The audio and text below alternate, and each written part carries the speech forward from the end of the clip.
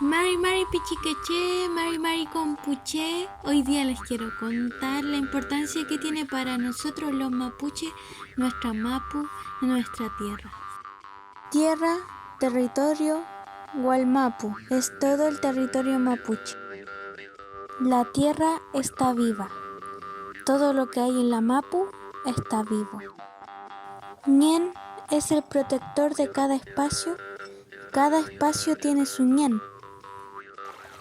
Existe el Ñenco, el dueño del agua, Ñen Mahuida, el de la montaña, Ñen Lafken, el dueño del mar, Ñen Magún, el de la lluvia, Ñen Mapún, el dueño de la tierra.